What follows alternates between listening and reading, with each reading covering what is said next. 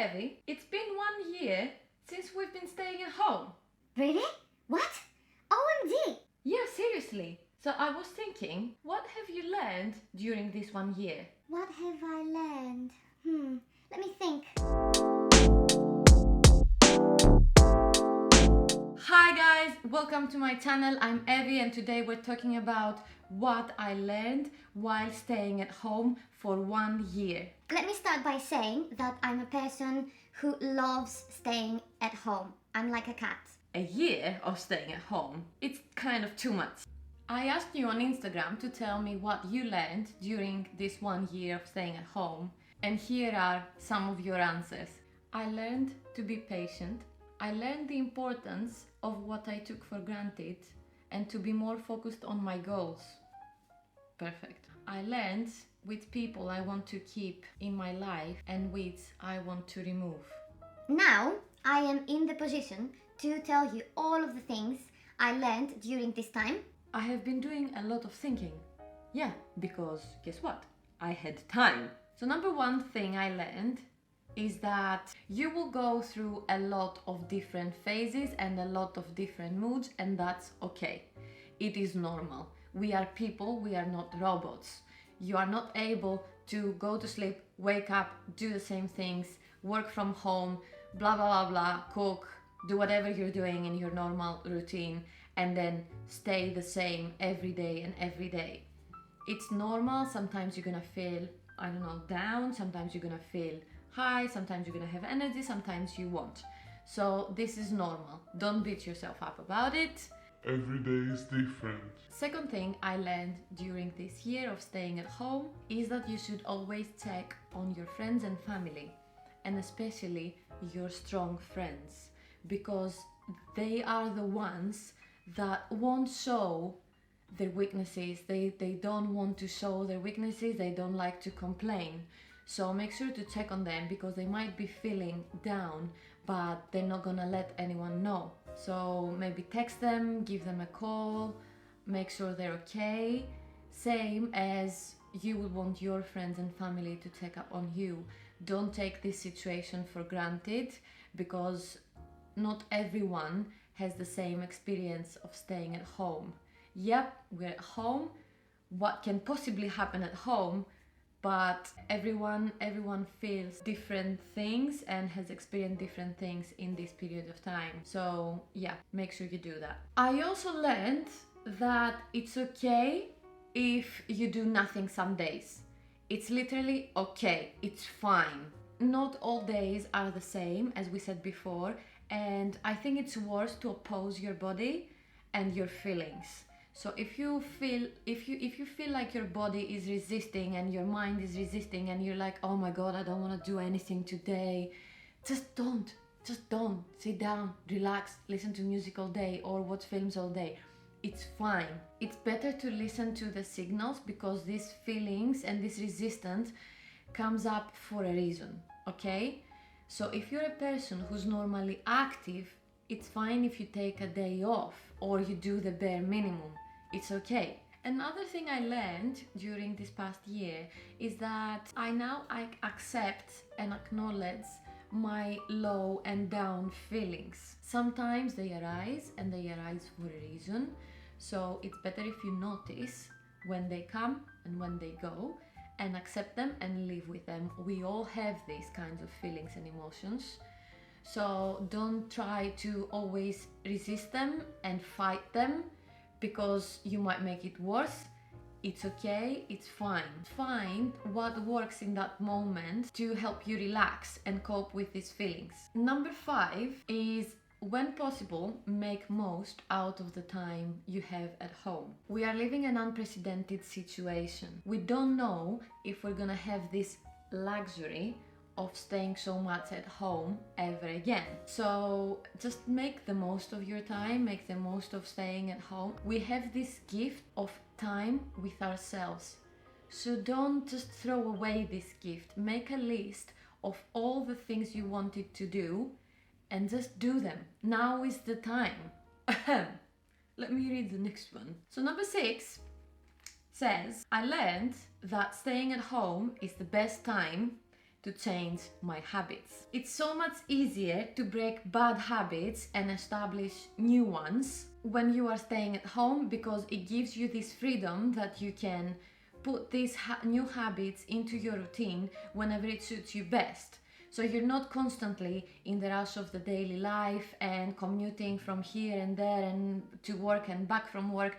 So you have like time restrictions in your daily life. So now you have 24/7 hours in the day at home. Schedule your new habit at the time of the day when it's most possible to stick. And you know that you're always gonna be in peace and quiet at that time. So basically you have no excuses. And trust me, by the time we're gonna go back to our normal lives and our normal daily hectic routine of commuting and working blah blah blah outside, it's gonna be much harder for you to dump this new habit because it will already be in your routine. Number 7, keep yourself accountable. So what I learned is, okay, I have all the time in the world now to set my goals, and I'm gonna check on my progress and check on my goals every now and then, keep myself accountable. And if possible, it's a good trick to have a friend also hold you accountable. It's worth to mention though that you should avoid toxic hyperproductivity. It's fine if you don't do a million things within a day. Seriously, like who does that in real life? It's fine as long as you set realistic goals and you try your best to stick with them and make the most of your time, and as long as you make progress, that's a great step. You don't need to be like a crazy person running around all the time doing things. Rest is very important to productivity and inspiration and also motivation. So make sure you have your rest as well. Another thing I learned is that creativity comes and goes. Not 2 days are exactly the same. Sometimes there are weeks when we have this surge of inspiration and we are so creative and we have so many ideas, and other times for some reason this dries up. So if you make sure that you rest properly, maybe like go outside for a bit, see something else that you haven't seen before, maybe watch a film or I don't know, a cartoon that inspires you, maybe it will come back. It's definitely gonna come back, so don't worry about it. Number 9, motivation also comes and goes, almost the same as creativity. As long as you don't give up completely, it's fine. As we said before, there are gonna be some days when you don't do much. It's okay, who cares? As long as you have your routine and you have set your goals and you're making some progress, it's completely okay to have a break to gather your energy and then keep going again. Number 10, and very important, I learned that a change of environment and social interaction is very, very important for our mental health and for our creativity, inspiration and motivation. When we are in a different environment, we see friends, we see family, we have like this human social interaction. It's like we get a boost of energy, and we need that in order to maintain healthy energy levels. Number 11, only you know yourself best. If a coping mechanism does not help you, it does not. Period. No matter how much others tell you to go out for a walk, if it does not help you and it does not make a difference and you don't want to do it, then don't do it. You can find something else to do instead of that is gonna make you feel a bit better. Human interaction cannot be replaced by a walk in the park. If we have been staying at home for so long, and especially if you have been avoiding to see other people for obvious reasons, then this is something you can't find in any other thing. Even if you speak on the phone, it's not the same. If you watch films, it's not the same. If you talk to your friends on Skype, I don't know, it's not the same because you are in the same environment. You are at home. It's not the same thing. So I personally understand, and let me know if you felt this way. You reached the point where walking around in the neighborhood stopped helping. Yes, it's very healthy to do so. It is. I'm just only saying that it cannot replace human contact. So if you're feeling low, it's very normal. and maybe be a little bit more patient until you can see your favorite people face to face again. I feel you. Another thing I noticed all of these months staying at home is that it helps keeping notes on my life, just to spot patterns and get to know myself better. Also, I realized that if I'm not in the mood to work out, then I will not work out and I will stop beating myself up about it. I can stretch in bed instead, and stretching is equally important as working out. So if you don't feel like it, it's fine. Take a break for that day.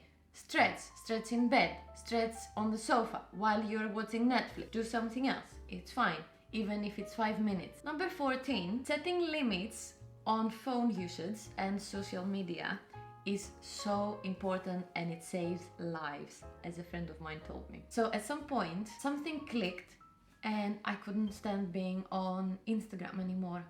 So I decided to take roughly a 10-day break when I limited my Instagram usage to the minimum, bare minimum. Like, I was only taking messages, I wasn't posting anything, I was only on the platform for, let's say, 15 minutes a day compared to what I was doing before. So yeah, I felt like it drained me so much. It was using up so much of my daily energy and motivation and inspiration. All I could think of, it was in terms of accounts and profiles and posting and oh my god, what did the other person post and blah blah blah. I'm not obsessed, I'm not an obsessed person, but even this thing, like I consider myself the average user, but still at some point it drained me so much. I was like, it's fine. The world is not gonna end if you stop checking your Instagram for 10 days. And trust me guys, I felt so much better. And now I'm back to it, but I'm not using it. I'm not on the platform as much as I was before my break. So try it and let me know. Last thing I have learned during this past year is that changing your decor at home helps if you can't change your environment. Let me know if you have tried this trick. For example, changing the sofa covers or your pillow covers and what you have on the walls. Maybe getting a colorful duvet cover. It suddenly feels like you've moved houses, so it might change your mood a bit. So let me know if you did that and how it went. So guys, thank you so much for watching. These were all the things I learned. Not all, maybe the most of the things I learned this past year. I want to know what you learned and what you thought about all the things I told you. Make sure to subscribe to my channel until the next video, and find me on Instagram as well. Give the video a thumbs up, and I'll see you in the next one. Bye!